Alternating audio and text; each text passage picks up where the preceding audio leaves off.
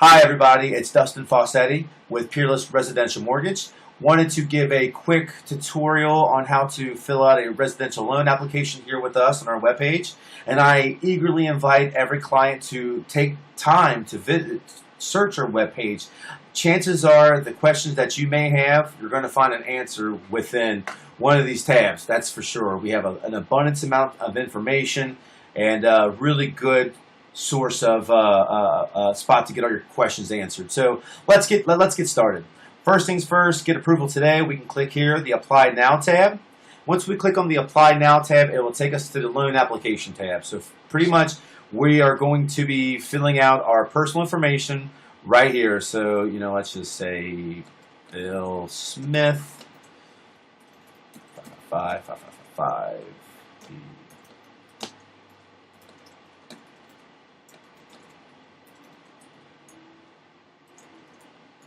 Now remember that I will only have access to your information here at Peerless Residential Mortgage. We do not disclose your information. We do not sell your information. We are very private about our information. And every document that I will need to transmit to you that is sensitive information, you will be getting it coming from a site called Secure Docs. And what Secure Docs is a safe and secure site to transmit documents without worrying about any trouble behind the curtains that we can't see called the internet. So, beginning, loan application. Our application type. I encourage every one of my clients to go full application because one way or another, we're going to need all the information anyways. You might as well provide it up front from the get-go. That way, we can go over the application maybe two or three times, make sure it's reflecting correctly. I have found in my experience, if I submit a clean, prepped, and well-groomed loan to my underwriters, they are normally 10 times faster versus sending stuff here, sending stuff there. So we'll go with full application, click next. The next will be the credit check authorization. This basically says you're going to give me the ability to pull your credit. Any which way you go, us, any major banking institutions, any other broker, we all have to pull credit. We can't move forward until we pull the credit. Now, if your credit is in order of moving forward, that's great. And if it's not, then what we'll do, we'll kind of set off to the side, create a credit repair rebuilding program for you. Basically, figure out why the FICO score is reflecting how it is and coming together a blueprint to helping you getting your credit back on track. That way you can get a house sooner versus later. But for the meantime, let's just say we agree. Patriot Act, meaning none of your information is sold, disclosed. It is here with us. It's not going anywhere else. We do not disclose your information to anyone. The electronic disclosure authorization is basically stating you're going to be getting some documents from us in the next 3 to 5 business days once you submit the application. And this is going to be able to say, hey, we can send stuff to you, electronic disclosures. So as we click agree, let's click next. This is something that I never say passwords. I don't know, I'm just kind of weird like that. But if you feel like you want to save the password, if this is your home computer, then save it. But normally, don't save the passwords. But first and foremost, let's go over the borrower information tab. Let's look at our name, make sure our first, initial, last name are inputted, our social security number. Let's make sure we got our social security number in there, our date of birth. Got to make sure everything's going to be reflecting correctly. Like I said, just from previous experience, if we submit a clean file, the loan will get closed a lot quicker. Your work phone number, whatever your work phone number may be, put it in. Your marital status, are you married, are you separated, or unmarried? Choose the one that fits you best. Let's say you're married. The number of years you've been in school, 12 years normally represents high school, 16 years normally represents bachelor's in college, and so on and so forth. For argument's sake, let's just say 12 years high school. How many dependents do you have? How many children? Let's say you have one, and that individual is, he's 9 years old. Will there be a co-borrower on this note? Now, this is where I like for people to really pay attention. If the spouse or mom or dad or somebody is co-signing for you or going to be on the note with you, this is where you'll click yes. And once you click yes, you'll see a little a co-borrower information tab click up. Once that populates up, now you'll have to fill out the next borrower information, which will be a co-borrower information on the additional page. But for the meantime, let's just say no. That way we'll just get through this little tutorial. The next will take us to the current address. So put your current address in. I like to say, hey, what did you file your taxes for the last 2 years? Whatever address you filed in, that's the address that we'd like to see. But if it isn't, we understand. So let's try to be as clear as we can in regards to the address aspect. And then once you fill this information in, how many years you've been there, do you own, do you rent? First-time home buyer, chances are you own. If you are refinancing your house or maybe going through divorce or maybe purchasing another house, then you'll more than likely click own. So again, pick whichever one suits you the best. Mailing address, this could be if you had a post office box. If you do, that's where that information would go into. Once that's all filled in, click Next. You will come to the Borrower Employment Application tab. Basically, I worked for the Reds. Put the information in, address, city, state, zip, your phone number, the position or title that you hold. How many years or months have you been with this employer? So you've been with them for a year and 6 months, but I've been in the industry for 5 years. Well, if that's the case, well, then we're going to need additional employment information. We need to be able to verify 2 years of employment information. So go into that knowing if there's any hiccups, we need to have a valid letter of explanation or something to explain to the underwriter. Say, hey, we were employed, but this is the unfortunate, occurrence that happened, and here we are. So, loan purpose. This is going to be pretty self-explanatory as well. If you're purchasing a home, let's say you've already found a house and you know this is going to be the one. Well, there you go. We're going to click that. We're going to be purchasing a home that I've already found. If you're going to be looking for a property, you're trying to get pre-approved so you can work with the agent of your choice to find a house. Then that's where you're going to click, I'm purchasing a home, but I haven't found a location yet. If you are already a home buyer, refinancing, this is your refinancing loan. If it's a construction loan, so on and so forth. Okay, it's pretty self-explanatory. So let's say you are a buyer that haven't found a home yet, that need to get pre-approved. So you're going to click on that tab. Basically, I haven't found a home I haven't located yet. It's going to be my primary. Name of agent and telephone number. Very important. I really like to have everybody hands-on when we start this loan application. That way, throughout the whole process, from you, the buyer's agent, to the seller's agent, to even the seller, I want everybody to see exactly what's participating in the transaction. That way, we all know what's going on, and we all feel comfortable with the process. I feel, and from past experience, it just helps 5 or 10-fold once everybody is included. So, name of your real estate agent of choice and their telephone number, that's where you would put that. Click Next.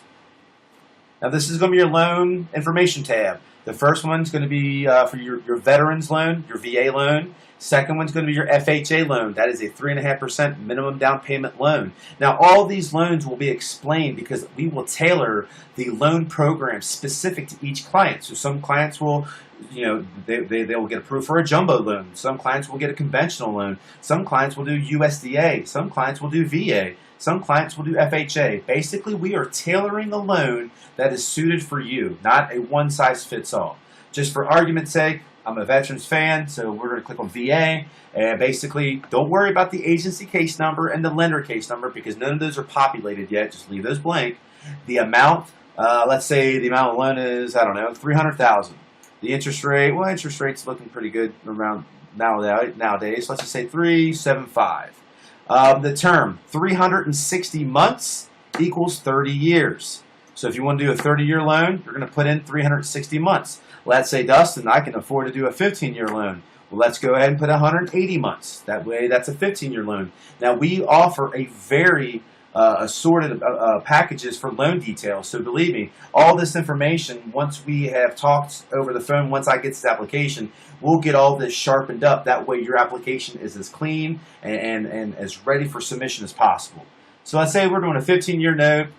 If it's a 15-year note right now, that's probably $299, lower than that. Say fixed rate. I normally advise clients that they're planning on, this is the house I'm living my last, my dream house, taking my last breath in.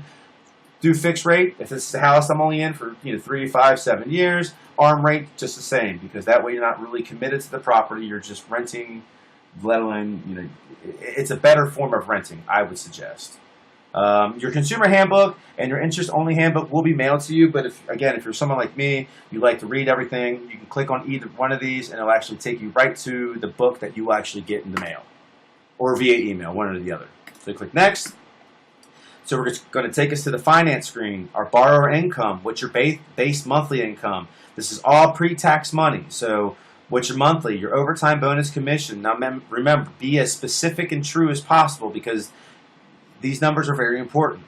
Other income, spousal support, child support, disability, Social Security, anything of those natures, put it right there. And in the description of the other income, just write spousal income, child support, whatever the case may be. We need to be able to document everything from start to finish.